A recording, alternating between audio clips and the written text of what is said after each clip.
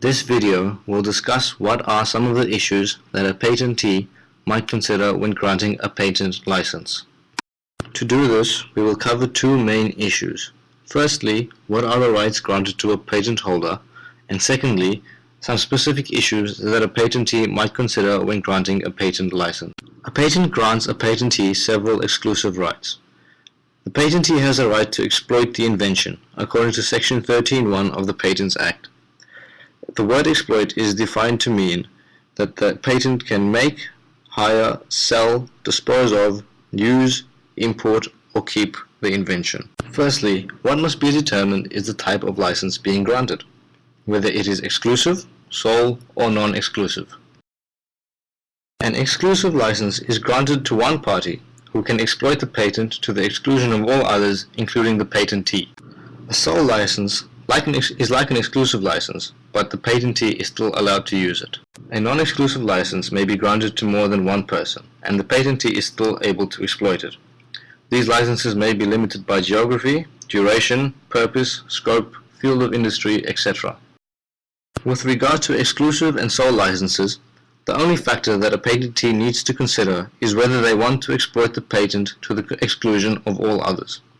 If they do, then they should not grant this type of license.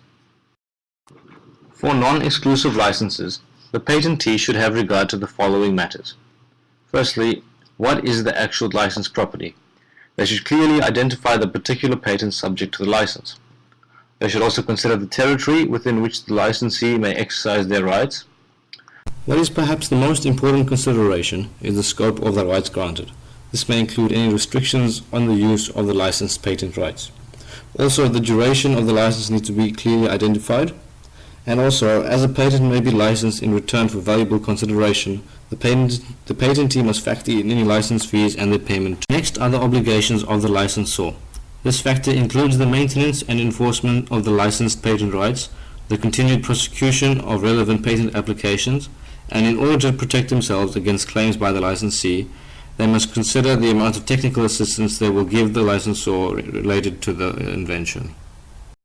In order for the patentee to protect themselves, they must factor in any obligations that the licensee is required to meet. These may be performance obligations to exercise best efforts to develop and exploit the technology covered by the license. Another obligation may be the payment of fees. Consider are whether or not the licensee can assign their rights under the license.